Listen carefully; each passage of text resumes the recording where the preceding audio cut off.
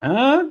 What are you doing in my swamp? Florida Gators beat the Tennessee Volunteers once again. We're going to talk about that here on Locked On Gators. You are Locked On Gators, your daily podcast on the Florida Gators. Part of the Locked On Podcast Network, your team every day.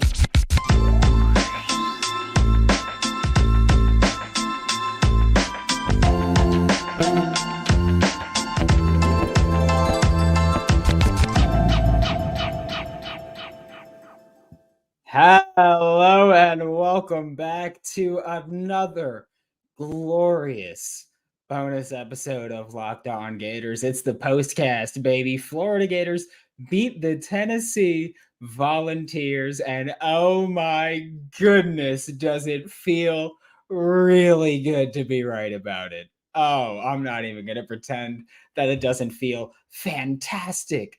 Fantastic, because I picked Florida to win, and there was all the comments about how that was wrong and how I was silly and how Tennessee's run defense so fearsome. You beat Virginia and Austin Peay. You didn't play a real team. Now you did, and now you lost. That's what happens when you face the Florida Gators and their run game when they do want to run the football. Like I said, if you can get by Tennessee's defensive line, you will find success running the football against them. And that is exactly what happened. I said 2 weeks ago when the Florida Gators lost to Utah, I said Florida's still going to beat Tennessee because I'm not bought in on Joe Milton. And all of the Volunteers fans went on all three. I went on three. Vols Quest. He doesn't know what he's talking about. Man, y'all are dumb. But this was Florida's. I think for Billy Napier and the Florida Gators, this was easily the best coaching job by Billy Napier, just as an absolute just coach overall, offensive play caller and head coach. This was the best game he's had. Started off great with the Eugene Wilson 3 touch passes on the first drive, 2 more catches that were just normal. I believe one was a hitch and one was an out. Just stuff like that.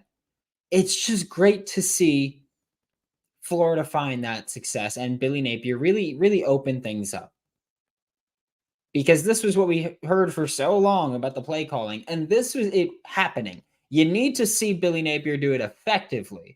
But if he can build upon what he put on film against Tennessee tonight, well, chef's kiss that, because that thing's a beauty.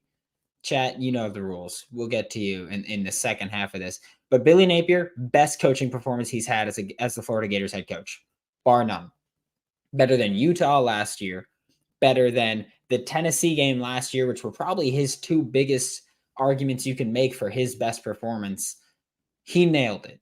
You could argue Florida State last year. He did a lot with a little in that one. But this was the best performance. It was just fantastic. Josh Heupel, you classless. Ooh, man. I will say, everybody, can I get in the chat? Can I get a thank you, Josh? Because I've told this story before. I met Josh Heupel at the Senior Bowl this past January. And I said, hey, man, you're doing a great job. 1 week of the year, I'm going to need you to not be great. And boy, were they not great. So can I get a thank you, Josh? I would very much appreciate that because he does deserve it. And then, of course, the timeout at the end, hitting Graham Mertz. I'm not going to blame Josh Heupel for his player being an absolute dunce. I don't even know what you want to say. You can't possibly be as stupid as some of the Tennessee Volunteer players were. 4th down, you fell for that? You fell for the fake snap on 4th down? Oh, man, you probably should not touch a football field for a bit. I'm just saying. And then on the last play, Graham Mertz, waiting around to knee, and then you hit him. I understand Micah Mazuka might face some disciplinary action for straight up squaring up and getting ready to swing at the Volunteers player. I don't care. I love it. I love it. Rule number one of being a teammate, you don't mess with QB1. That's rule number one of being a football just player, football teammate. You don't mess with my QB1. Always the rule. So I'm very happy with how it ended. I understand that it was very much the more you around, the more you're going to find out for Josh Heupel with that timeout, and then the whole scuffle you want to call afterwards. That was his fault. I will say that was his fault. But man, that was just Florida, just fantastic performance. Scooby Williams, this dude is a beast. Like Scooby Williams this year has been lights out. There were multiple times in every single game so far that he's made great plays. I understand he has some not great plays, but every single game, Scooby Williams has had plays where he pops and you go, damn, he's pretty good. You go, damn, he's pretty good at this football thing. I don't know what it is, but he makes plays quite a bit. That's what he did. That's what it was fantastic for. Like Scooby comes out, the communication is great. Seeing him throw out the little diamond. I don't know what that play call is. Okay. I don't know what that play call was, but that was just, I love it. It is a great performance for Austin Armstrong, because for me, my biggest question was, will you get the calls in quick enough? Because against Utah, that didn't happen. McNeese State, as in didn't get the calls in quick enough. McNeese State, that wasn't an issue. So I was curious to see what would happen after that, or in this game when Tennessee went up tempo. And it was great. Like there was a great game plan set up. It was like, hey, yeah, we know what you're doing with these screens. I loved seeing it happen quite a bit, where when Tennessee motioned the running back out, Princely would also go out there. And it was because last week, Tennessee, or just tendency-wise in general, Tennessee has shown, hey, when we put our running backs out there, we'll throw the screen a lot. And so putting out the D end or jack, whatever you want to call them, out there, that takes that away. So that was just, oh my goodness, an absolutely fantastic performance by the Florida Gators in 2023. It was just great. I will again say, I love that I said, get past Tennessee's defensive line and you can find a ton of success in the run game. And it happened again and again and again and again and again. It was awesome. It was awesome to see. Special teams, still a major, major issue. But look, my bigger concern with special teams, I have two big concerns with special teams right now. Well, a lot, but two main ones. One, this is now the second or third time in 3 weeks that you've had the wrong number of players on the field on special teams. Like, that can't happen. I understand if a player jumps or whatever it is. Even the 2 number 3 penalties, I kind of get. But not having enough players on the field, I don't get it. That's a huge thing for me. And another thing that is not a big issue for me, but I am kind of concerned about, Jeremy Crawshaw shanked a punt tonight. This is the second time he's done that this year. And this wasn't a thing that would happen frequently last year. So that part was interesting there. But I mean, hey, Florida, you got the win against Tennessee, which, by the way, mark that one up. I think right now, South Carolina put forth a great performance against Georgia. They did. Like, I'm not going to take that away from them at all. However, I feel like this is like Boston College and Florida State, and it's like we did everything we possibly can to just go balls to the wall for this game. And I feel like that was what South Carolina did against Georgia, and it still wasn't enough. Florida should beat Charlotte next week. We could all agree about that. Kentucky the week after is the game that concerns me. I understand South Carolina had a great performance against Georgia. They should be feared. Kentucky scares me more just going to Kentucky for that game. That worries me a lot more. Chat, I see you. I see you. We're about to talk about you. We're about to talk all about the chat for the next who knows? We'll say 5 to 10 minutes. But before I talk to you about that, these days, every new potential hire can feel like a high stakes wager for your small business. You want to be 100% certain you have access to the best qualified candidates available. That's why you have to check out LinkedIn Jobs. LinkedIn Jobs helps you find the right people for your team faster and for free. With simple tools like screening questions, makes it easier for you to focus on just the right candidates with just the right skills and just the right experience so that you can quickly prioritize who you'd like to interview and hire. There's a damn good reason why small businesses rate LinkedIn Jobs number one in delivering quality hires versus leading competitors. LinkedIn Jobs helps you find the qualified candidates that you want to talk to faster. Post your job for free at linkedin.com/lockedoncollege. That's linkedin.com/lockedoncollege to post your job for free. Terms and conditions do apply. This bonus episode of Locked On Gators is also brought to you by FanDuel. Snap into the action with the NFL this season with FanDuel, America's number one sportsbook. Right now, new customers get $200 in bonus bets guaranteed when you place a $5 bet. $200 in bonus bets, win or lose. Free money. If you've been thinking about joining FanDuel, there's no better time to get in on the action. The app's so easy to use. You can bet on everything. Spreads, player props, over, under, corners in soccer, shots on net. You could bet on so many things. So visit FanDuel.com/lockedon. Kick off the NFL season right. FanDuel is an official partner of the NFL. Visit FanDuel.com and include moneyline. Yeah, all that fun stuff. Get that money. Okay?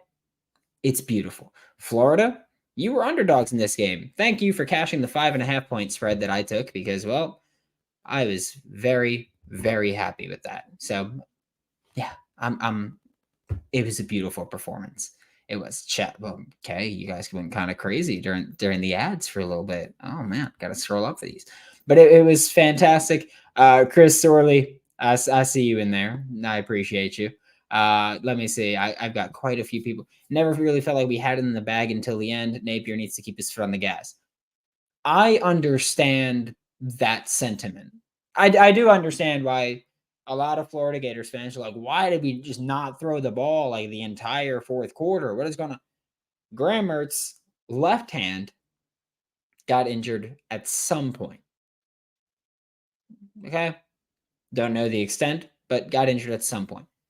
The next drive, or a couple plays later, his right hand started just bleeding. His right thumb specifically started just bleeding. He had to change his towel. He was bleeding so much. I understand wanting to really step on the Volunteers' throat. However, I think the thought process there was to keep Graham Mertz in to command the offense. Command the offense and make sure there's no screwed up penalties, no stupid things happen that give the Vols a chance. So you did kind of step on their throat, just not in the aggressive way that we all wanted.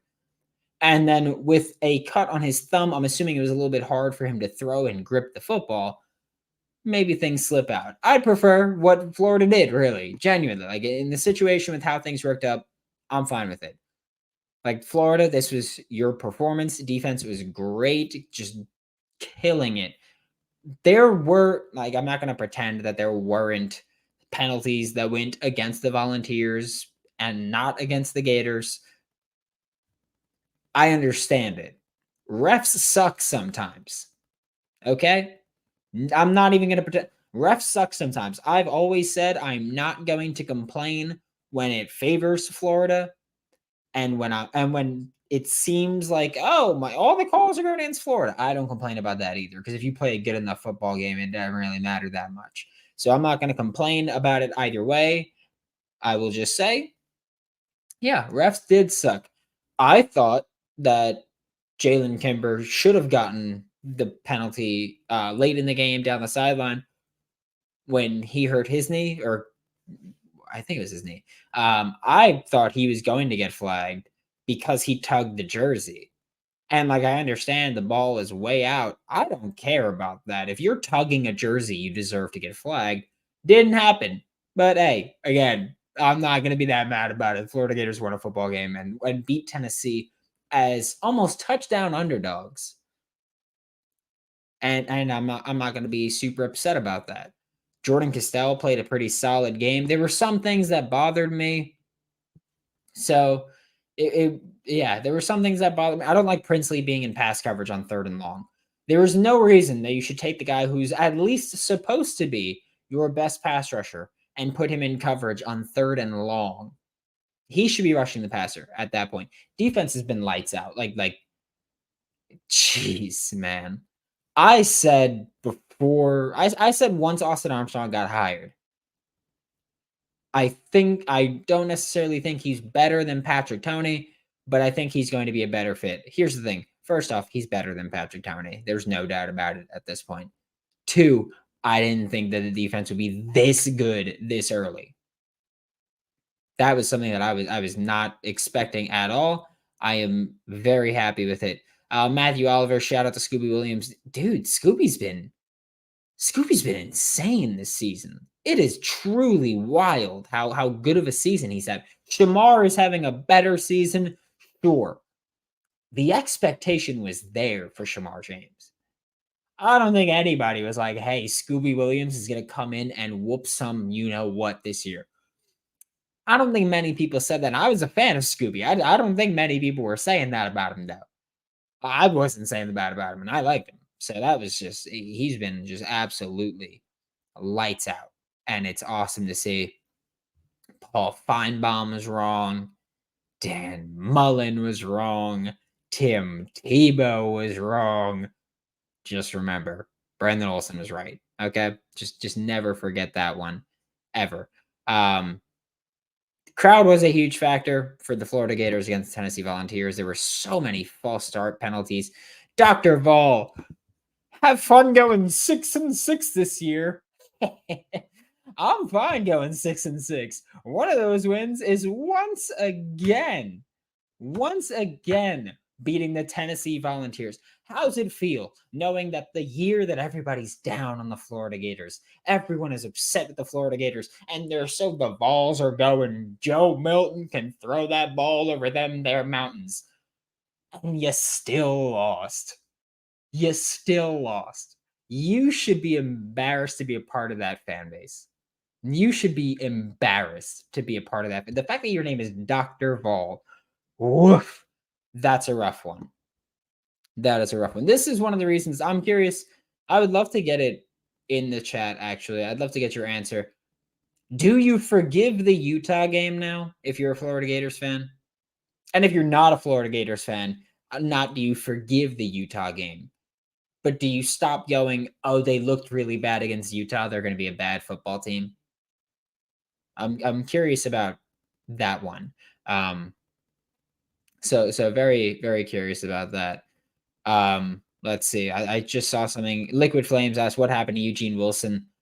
Eugene Wilson III injured his collarbone on the first drive of the game, if I'm not mistaken.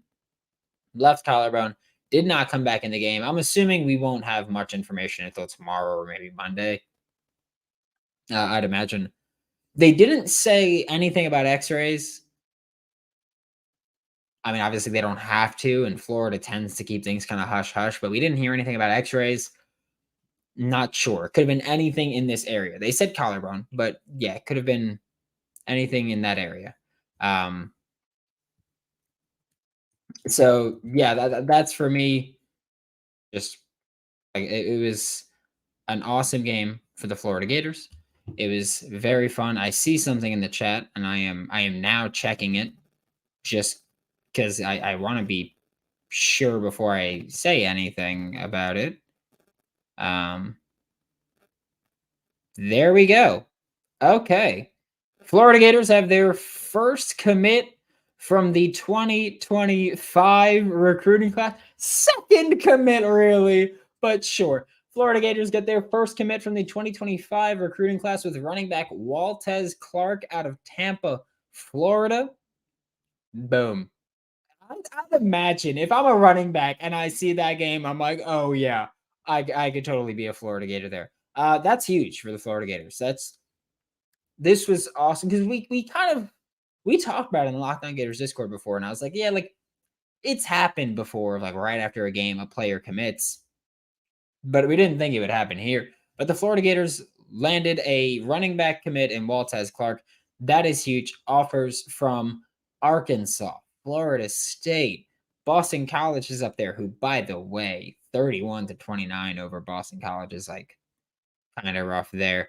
But Waltez Clark is the number 128 player nationally, according to the 24/7 composite, number 11th running back, 23rd player in the state of Florida for 2025. And again, 2025 is supposed to be a year where Florida's back up recruiting wise, in the sense of high school class going to be expected to be higher.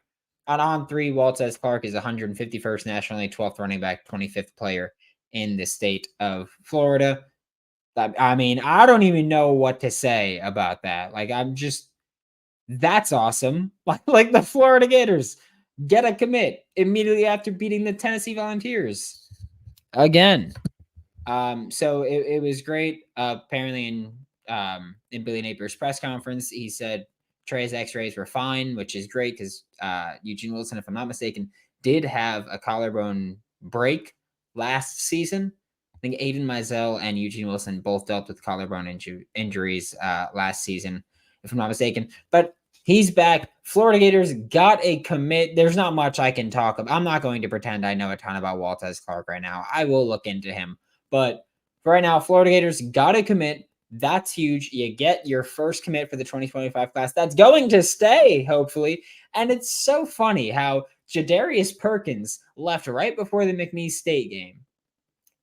And then Mekhi Boyro decommitted. And so much of not Gators Twitter was, it's beginning. Things are so bad in Gainesville. Don't you feel like an absolute moron now?